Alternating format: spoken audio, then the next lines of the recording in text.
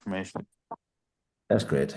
Well, look, kicking off now, you're off on the 7th of June. So, uh, what date are you actually leaving? We're leaving on the 6th. 6th, that's fine. So you're arriving in the morning of the 7th. Yeah, I think it's like 7:30 in the morning, something like that. That's right, that's the morning flight. Yeah, that's fine. Yeah, That's yeah. quite standard. So Benson and the team will be there to pick you up from the airport. He runs my expedition. It's unbelievable. He's been with me forever. So Benson will pick you up. You'll see the Jason Black Mountaineering sign. Don't panic. They'll see you before you see them. Yeah. Couple of things just to be aware of. You probably, I don't know if you're flying guitar, but if you're flying guitar, Qatar, yeah. yeah, you're going Doha and then doing your drop off, doing your overnight there. Just check whenever you're booking on to get the bags booked right through, so that they're not coming off the belt at Doha. They generally do when they are the final destinations, Kilimanjaro. Tell them that. One thing you do when you arrive to the airport, you need a pen. It is the one pain in the ass, Jonathan, because the system is still very outdated there. There's a small little piece of paper you've got to fill in. What I'll do, I'll put into the group the accommodation name, address, and a telephone number because you'll be asked to put that into the information little notice that you fill in. It'll ask for your passport status. It'll ask for your date of departure. It's a 10-day trip. You're only buying a 10-day kind of visa for the want of a word. You can pay by credit card, you can pay by cash. They take euro and they also take credit card, so don't be stressed about money. So Um, we're actually staying on for a while. So the plan is, I think the other two lads they're going to be going doing a safari afterwards. I think they're going to the Serengeti or wherever. My wife is actually flying. My wife and my daughter's flying into Zanzibar, so I'm going from Kilimanjaro to Zanzibar to meet them, and then we're all going meeting in Zanzibar kind of thing afterwards. So Fantastic, brilliant. Well, whatever length of time your schedule is, just take that in. It's not grand. it's not a deal breaker out there. They're quite relaxed, to be totally honest with you. This is more of a job for the boys situation. This is how this works out there. Again, when you fill in that bit of information, have your 50 quid either on card or on cash. And then you head up to another booth. They take it off you. They look at your passport. They stamp it. They put you to a boy next door. He looks at. He stamps it. They take you to another desk, and he looks at it and he stamps it, and eventually you pay for it. But you've got to go through 4 or 5 sets of jobs for the boys to do it. Just go with the flow. And this is in Kilimanjaro, yeah, It's in the yeah, airport. So you don't need to be stressed about visas on arrival or any of that crack. You don't need a vaccination passport as well. They're not going to ask you, Jennifer, for COVID tests or malaria, JAGs, or any of that type of crack. Straightforward enough. Where did you come from? Came from Doha. Where are you going to? Staying in Mosh. I'll give you the address. We're doing all you have to say is climbing Kilimanjaro. They hear this every single day. That's fine. yeah. It's no big deal. Um, and that's it. That's it in a nutshell. So And you then just bring once two passport photos, is that it? no, you don't even need them now. Oh, do you not? No, don't even need them now. Don't worry about that. Okay. So then you'll just go through to this very simple little uh, carousel. Grab yourself a trolley, get your bag stuck on, and within 30 seconds you'll be sitting looking at my guy outside the front door. Um, That's really it in a nutshell. About an hour's trip. Benson's a lovely guy, like brilliant English. These guys are absolutely outstanding. They've been with me, as I said, for a long time now. They'll take you to the hotel, Jonathan, and that's you. You're kind of checked in there, bit of a relax because you're on a night flight. You may whether you sleep or you don't sleep, you will be tired. So it's up to yourself if you want to get your head down for an hour, it's not a bad thing to do just to take the edge off yourself. The gear check will be in the afternoon. So gear The check, afternoon of the 7th. yeah, on the 7th we get the gear check done. So out the back of the accommodation, it's a beautiful hotel. There's a swimming pool there, so take your swimming togs and all with you. Yeah. Out the back of the hotel on the grass area, and we'll lay everything out. We'll check everything. What we're really after and is making sure that you've got a sleep system, making sure that you've got a hydration system, and making sure that you've got a high altitude system. So in a nutshell, for all intents and purposes, Jonathan, you could actually start at the very bottom in a pair of shorts and a pair of ordinary standard trekking runners. a t-shirt, a ball cap, set of glasses on you, a small little backpack with water and a rain jacket, and that's really all you need for the first day. Keep it as simple as that. It's a good 8 hours. Day one is a good 8 hours. Nothing drastic, nothing crazy. Very relaxed pace in through the forest, so we're down low. You may see the monkeys and stuff like that, but it's all you stay in the forest area for the first day and a half. So we're going in through the forest area. We're going to Makashim camp. So there, you'll when we arrive there, everything will be set up. You'll hand over your bag at the gate, and so your bag that you're going to use for the expedition, as in your expedition bag with all your extra clothes, your shoes, your boots, your gloves, your socks, your hat, your jocks, your kitchen sink. It's all in that bag. Try to keep that to about 15 kilos if you can. They're not overly stickly about it, but if you can do, because think about it, somebody's got to climb or got to carry it for you. So Yeah. it's about being really efficient. One of the big things I see all the time, Jonathan, is people overload or overpack. You don't need it. I mean, if you think about it logically, if you had two pair of trousers, that would do you for the whole expedition. Because if one got wet, you wear the dry pair, and then you're drying the wet pair, and then you swapping them around. There's no Yeah. such thing. There's no such thing as washing or anything like that up there. Yeah. Yeah. You just wear the gear. A couple of pairs of jocks, same thing. 3 or 4 pairs of jocks. That's about the height of it. You have 7 days on the mountain itself. If you thought about it logically, you get a 3 days at a pair of jocks. Again, it's no fashion show up there. You're just getting on with it. Yeah. Everybody's got their own individual tents, just to give them their own space every single night. We don't really put people together unless they want. Oh, But that's good. Yeah. generally people like their own tent so they can just chill out, talk to the wife, Yeah. read a bit or whatever. Also, what we find, if some people snore and others don't, it can be a real disability for some people. But Yeah. with snoring, in particular, say me, if I hear snoring at all, that's me, I'm doomed. So I Yeah. always try to position my tent away from the noise. Hmm. If you're like that or any of the lads are like that, please let Benson know so that he can orientate the campsite to suit the needs of the clients. So that's a really important one. You'll probably make the mistake day one and then realize it and then say, okay, I'm never doing that again because I got shag all sleep last night. And then you'll be like a bear. And then you say, right, that's it. I'm going to get on top of this. Um, that's kind of it. So camp itself, I mean, it's quite a big team that work with us. From porters, every single person will have a porter carrying a bag each, and then How many is going to be on this trip, four, Jason? four on this team. Okay. So it's a small group, which is absolutely brilliant. We love small groups. We're never really a big group organization. We're not really Yeah. into that. We try to keep our groups between eight and two. We run trips for 2 people. We run trips for 8 people. But this is a really good number. What happens with this is we can give a really good service and really good guiding to maximize your opportunity to get up to the summit. Summits aren't guaranteed. I'll come to that later on. So then basically after night one, or when you arrive in, one of the things you'll be blown away by this, Jonathan, is the quality of the food. It's something I've worked on really, really hard for a long time. If the nutrition's not good, generally people's energy levels, moods, and everything break down. Don't be afraid on the mountain, Jonathan, or anybody listening, to take chicken or anything like fish and stuff that's provided for you because we have a system, we have a HACCP plan in place that it's safe and it's very safe up there. And they'll make you Kentucky Fried Chicken nicer than you'll have ever had before. They'll make you food that'll blow your mind. Potatoes, veg, pasta, chicken, chips, fresh hand-picked chips or hand-cut chips, soups, desserts, cakes. Like you're gonna like, fuck me. Wow. You nearly think you're on an eating holiday. So it's Yeah. all fresh.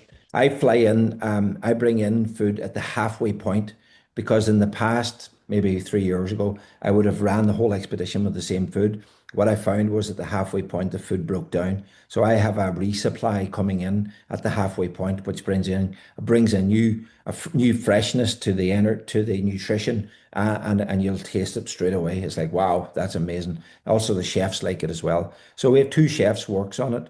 highly trained. They've gone to culinary school. They work directly for me, and they have a standard, and we have a standard, and that's you'll see it yourself. And then obviously we've got our porter team, we've got our toilet team, and we've got our guiding team. Um, Benson will introduce you to Lipman. He'll introduce you to Faith. He'll introduce you to Commander and all the team when you get there. So you'll see who they all are. These guys are absolutely incredible. Um, they're not they're so kind, Jonathan. It'll blow your mind slightly how genuinely polite and kind they are. Um, it's true. It's genuine. It's not put on because you're a tourist. It's not put on because they want money from you. It's just the service they provide. You'll just find it a very warm and welcoming environment. Um, so then after that, I'm going to come back to gear. After that, I'm just going to go through the camps and then I'm going to come back to gear. So at the lower camps, literally for the first 3 to 4 days, you can wear, if you don't want to wear shorts and you want to wear light trekking trousers, I tend to do that. I don't tend to go with shorts purely because I don't like to get bitten by things or like Mhm. mosquitoes or stuff like that. And that's just me. I have a kind of a sensitivity to it in my legs. So I just generally go with a very light pair of trekking trousers. In actual fact, the one pair of trousers I bring in, I go the whole way to the summit and the whole way out. And I take a second pair, but it's only SOS. I don't think for the last 15, 20 trips I've changed my trousers at all. I've gone the whole Mhm. way up and the whole way out. Um, so again, same with one or two t-shirts, a couple of one fleece. I used to take two, thinking I'll need two. I never needed it. I just carried it up and carried it out, and I never, Yeah, yeah, I never put it on me. yeah. And then the key really is a good jacket, is that good, kind of really good quality down jacket, and a good pair of ski gloves and a decent woolly hat. That's it. After you get that, that's fine. And I'll talk about that where that comes in at the very end of the jigsaw puzzle. So after day one, you're getting yourself kind of orientated to the mountain. Benson, the lads will point out where Kilimanjaro is, and then the trail, and you'll start to see how it all works in your mind. So then we're heading up to Shira Camp the following day. So we leave after about an hour. We leave the jungle and we move into the next ecosystem, what's a little bit more barren. Vegetation's now starting to subside. Definitely, not nowhere near as fertile as it was in the first day. So what's the first elevation, the first kind of day of or two of elevation? Is there? I don't have it off the top of my head. Oh, yeah, okay, yeah, It's on the website there. I need to go okay, back. yeah. I deal with that much elevation, to be honest with you. Um, is it 1800 meters? Yeah, 1800 meters to 3000 meters. So 3000 meters is where you're going to on the first day. Again, you won't even notice it. Jonathan. It's not going to like boom. It's Yeah, yeah. not like that at all. You will feel it near the end, but that's to be expected. Expected, That yeah. that last day or last 2 days, you'll feel that, okay, right, I know I'm up here. But early on, you won't really feel it. If you started running, you would feel it. But as you're walking and hiking and talking, it's quite comfortable. Hmm.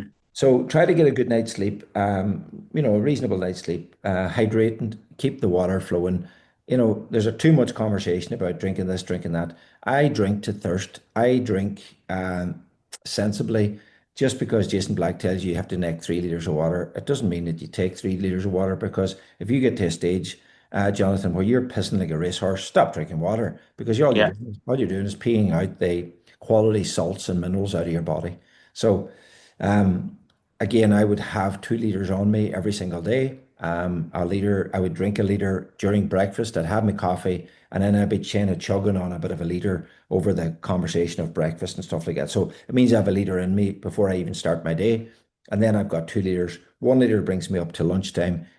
Your lunch is generally on the move, so it's a kind of like a picnic, and then you're chugging a second one. We don't really have any way of providing you with a second bottle of water on the trail. So what you get in the morning time is what's going to take you through to the evening time. Mm. All right. So that's 2 liters generally. The key to it is actually to get a liter or half a liter into you at breakfast. That is actually the key to the whole thing. And then when you come in the evening, when you sit down, I mean, the big dome tent will be set up.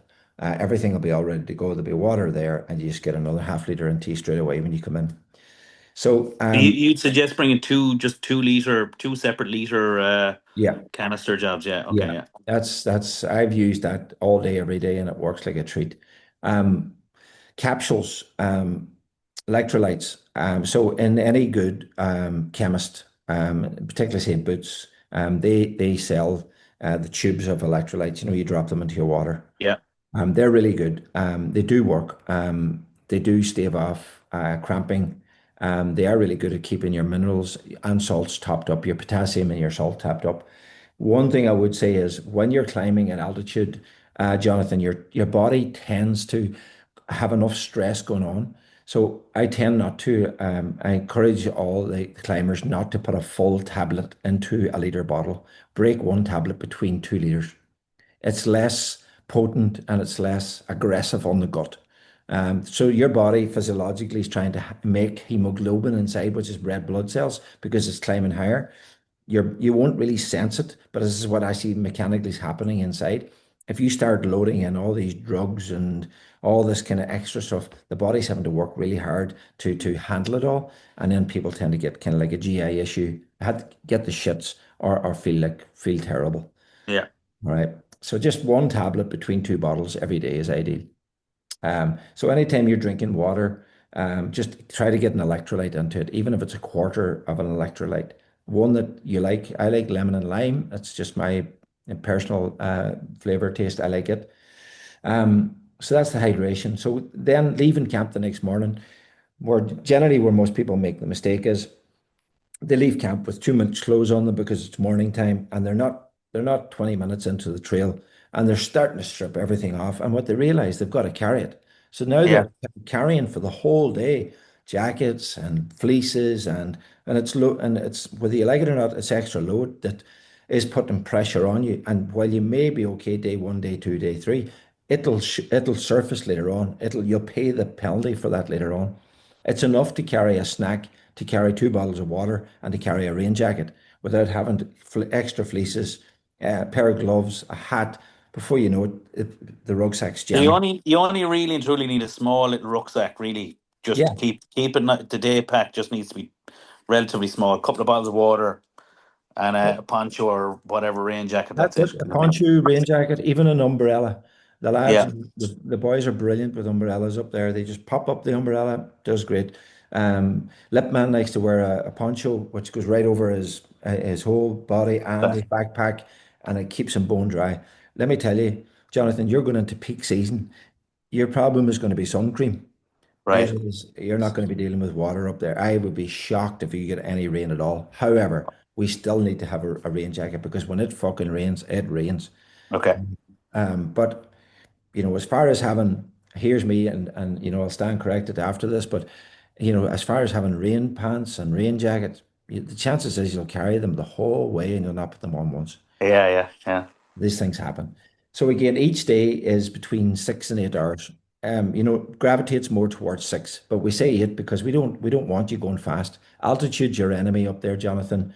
If you Yep. go too fast each day, you're going to get sick. And then we've got to slow you down, stop you, or turn you around till we get you under control from a blood oxygen saturation perspective. The boys will test you every single day. I'll be getting the stats every single day, what you are, how you're doing, how you're performing. Every night I have a briefing with my team, with Benson, so I'll know exactly who's doing what, and how you're performing. We do this religiously. This is our job. This is our bread and butter. Just let us do what we do best, and you'll be fine. Don't worry about trying to stay with anybody, and anybody listening to this that may feel threatened by their fitness. That's got nothing to do with it. It's just one foot in front of the other, taking your time, taking photographs, talking to each other, getting to know the porters, getting to know the Sherpas or the guides, getting to understand and ask questions about the geology of where you are, about altitude, about the boys are mad to share great information about the mountain, the culture, where they were from, where they went to school.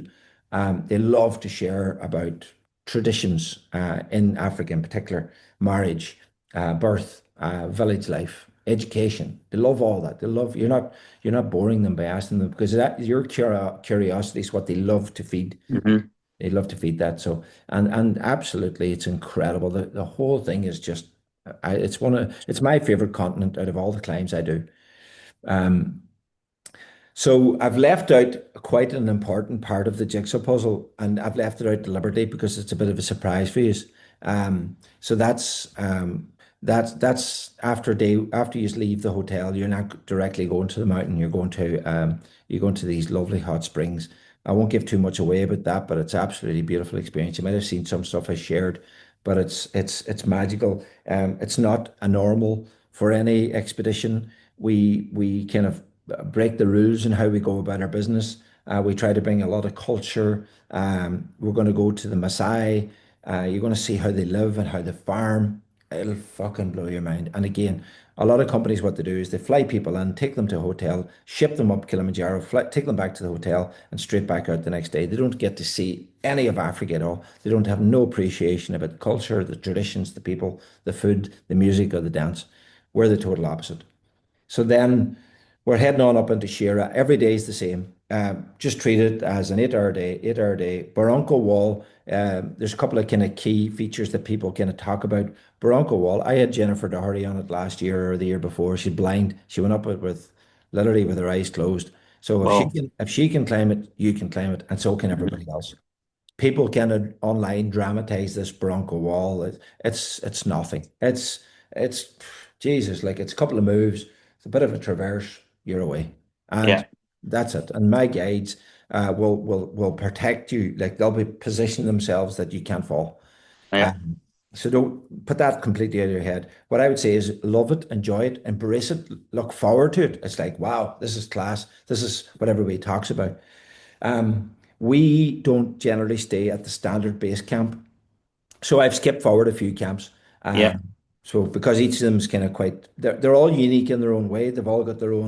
Um, they've all got their own horizons. They've all got their own views. They've all got their own, their geology, how they're built, where they are, and how they stand on the mountain. Um, so that you'll see that and you'll enjoy that.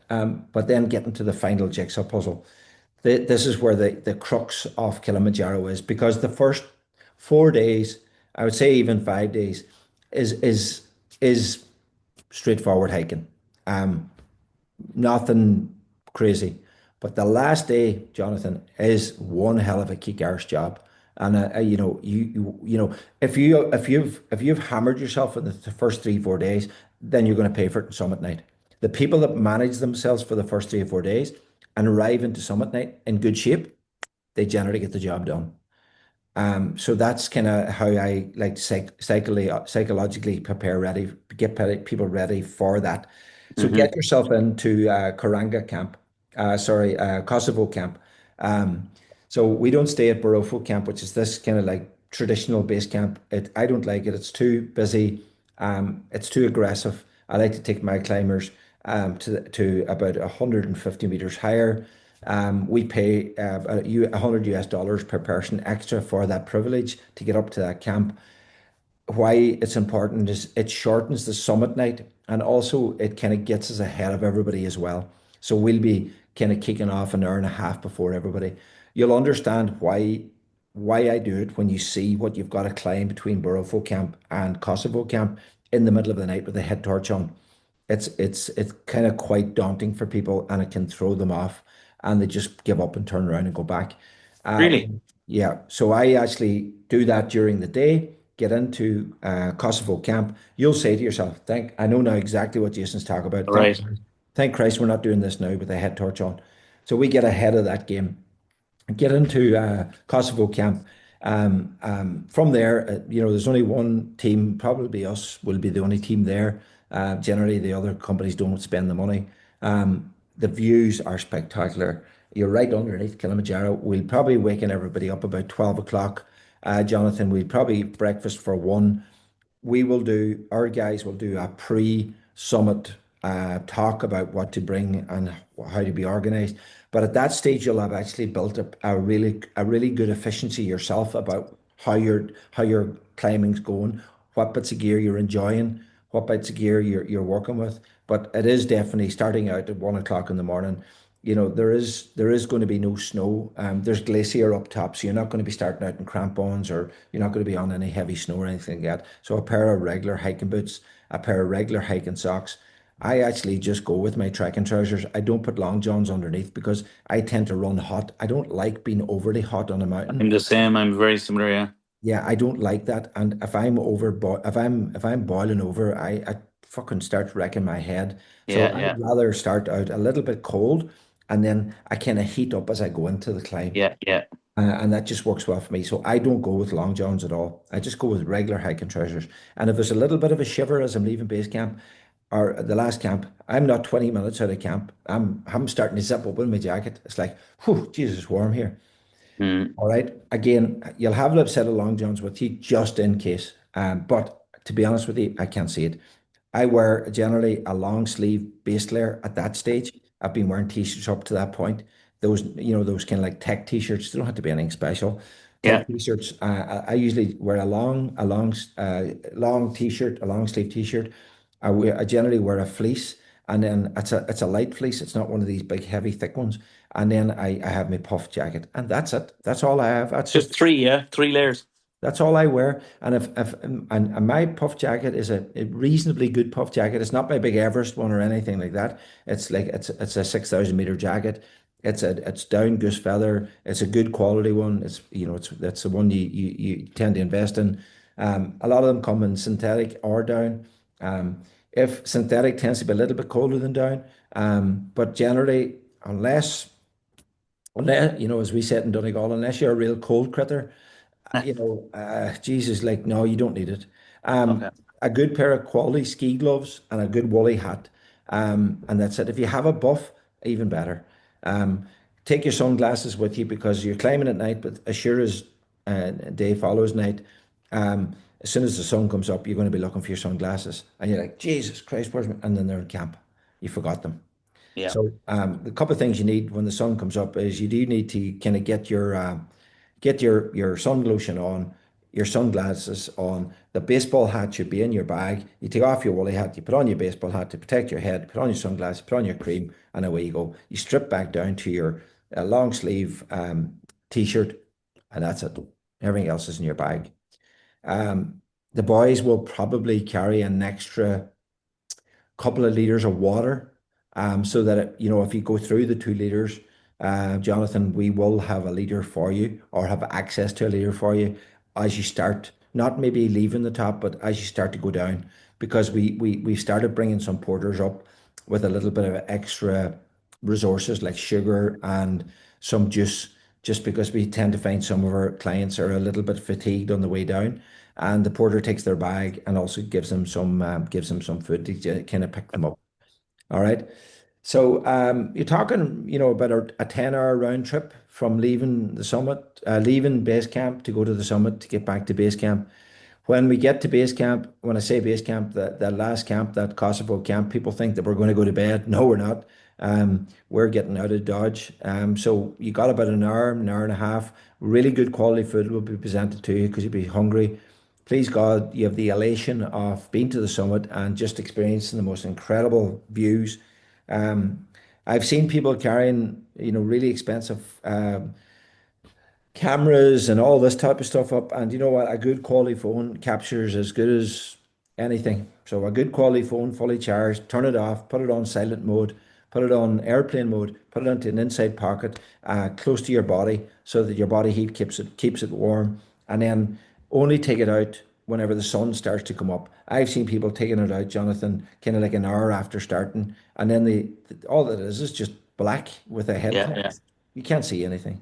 Waste of time. So as that sun comes out on your right hand side over your right ear, the sun will pop up on your right hand side, and it comes up over Kenya. It'll blow your fucking mind. I'm not kidding you. And you're looking over the Serengeti and all the plains below, and it's spectacular, and the glaciers and everything else. So that's it. There's no pressure on you on the summit. Take your time, take your photographs, dedicate it to whoever you're climbing it for or yourself. And I always say, do we video if it's for your dad or if it's for your wife or it's for your children, to say, look. I'm a big fan. My kids are a bit fed up listening to me saying it, but like I'm a big fan of look, if you want something in life, you can get it. You got to believe, and you got to achieve, and your achievements will teach them belief systems about. You know this Absolutely. Yeah. yourself. You know this yourself. So dedicate a small video to your kids, and it will be emotional. You've worked hard to get there. It's about you, and now it's about them, and you can share that with them when you go home. Um, Other than that, that's it. We're going the whole way back down again to another camp further down. We tend to get off a high altitude camp because we don't want anybody getting sick because we've just come off 5,800 meters. So we try to get you back down again to about 4.5, if not lower. We don't go down the way we came up, Jonathan. We go out a separate gate. So once we drop back down, it's another day to the gate. We drop back down out of the gate and away we go. We'll have lunch about an hour after the gate. We have a beautiful celebration lunch. Our chefs go into this kitchen and prepare this magnificent food. It's an opportunity for you to buy the guides and your porters a beer if you wish to. It's a fabulous opportunity to say thank you because that's kind of payday for them. They'll get paid. It's work for them. They'll get paid. They'll get their bonus. Um, and that's it. They'll head on, and then you'll have the guides with you for the rest of the trip. But the porters will be finished with you at that point. Okay. You'll be returned back to Moshi to the hotel. Our guides will still be with you. You'll have dinner that night, and then the following day we have a culture day. So again, back to we have a 1 day pre, 1 day post. It's all about the people, the food, and everything else. So you'll enjoy that. You'll absolutely That's enjoy that. great. Yeah, yeah. Look forward to that. Yeah, you'll really enjoy that now. And I'm not going to tell you where you're going, because we don't want all the secrets to get out. Hmm. And that's really it. What's to expect? Is there anything like in terms of like is there anything that we should be expecting for the summit night? Like in terms of how would you even describe the challenge? Is it like is it how do you No, put so can you okay, put it's not a scramble. So you're not on all four. You're not on your kind of knees or any of that jazz. You're standing upright the whole way. okay. But because it's a progressive climb the whole way, and it like there is no let off. It is, it's 6 hours of constant uphill, Hmm. and you'll think you're climbing Everest because of altitude, Yeah. because you're labored because of your respiratory system, and it's not because you're unfit. Hmm. It's because you're climbing at altitude. Yeah. Um, you can't train for it down here other than all the physical training you've prepared. You can't Yeah. prepare your lungs for it. It's a process of acclimatization that's what you'll be doing for the first 3, 4, 5 days. Um, it's quite well, I love it. I like hiking at night with a torch because I can't see where I'm going. So I can't see how steep it is or up ahead. So I like that. I like, oh, I don't want to know. I just keep putting one foot in front of the other. My guys are brilliant at singing. They will fucking sing the whole way up the mountain. They're great crack. It tends to get you motivated in your mind. Um, what I would say is enjoy it, even if it's painful, because it's a gift. And I don't mean that in a kind of like hypocritical way. It is, it's not normal. You're climbing to the roof of Africa. You're climbing at night with a head torch. You're climbing with the traditional African guides. Embrace it all. If you think it's never going to end, the minute you start to see the sun coming up, Jonathan, Reinvigorating again. it's reinvigorating. You start to see everything around you. You start to see the glaciers appear. You start to see all them photographs that you're looking at. You're like, fuck, I remember there's that big glacier. I've seen it on TV, or I've seen it on YouTube. I've seen it on photographs. Then you're going to start to see the views. And then you're going to realize you're at Stella Point. And when you're at Stella Point, you've got 1 hour to go, one more hour, and you're in the summit. And you just dig deep, and it is about having balls. It is about at that point, nobody can help you. It's down to you as a human being. You have two choices. You can either give in or give up. So you can either give in or go after the summit. If you give in, I've seen people give in thinking they can't go forward anymore. And it's been psychological, Jonathan, and they've been back at camp and they fucking kick themselves.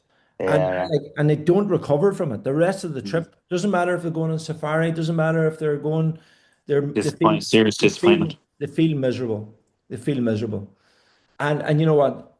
I've had them return and they say, I couldn't get that feeling out of my mind. I've had to come back and finish it. And I would say, God, all you need to do was just stick in there. It was more psychological than physical. Yeah, So, to the lads, that are listening to this as well, same thing. When you think you're blowing out the back door and you think you can't keep going, just stop. Just slow everything down. Slow your mind down. Slow your the madness in your mind. Oh, I'm not fit enough. I'm not strong enough. It's too cold. I'm never going to do it. I feel hungry. I feel tired. I feel sick.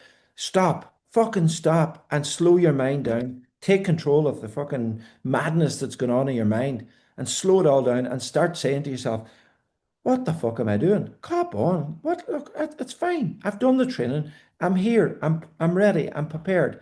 And then just put one foot in front of the other and get it going again. And it's about that reset. And you may have to reset one or two times in that final night. One thing I want to come to, and it's the biggest stickler. If we time out here, just go back into the same link, Jonathan, and we'll yep, keep on again. The one thing that takes people out is hygiene. The most dangerous part of the expedition is the zip on the toilet. That zip on the toilet is, think about it. You've gone for a piss, so is everybody else. You've gone for a dump, so is everybody else. They've come out of the toilet, they've reached for the zip, they pull the zip back down again, and then they head off and they wash their hands. The zip's still contaminated. Even though you've left the zip, you've gone and you've washed your hands, you've purified it. So if you tend to go back, so say the next person comes, they reach for the zip, they zip it up, they go in and they do their business, they come out, they zip down, and then they just maybe squirt a bit of juice onto their hands.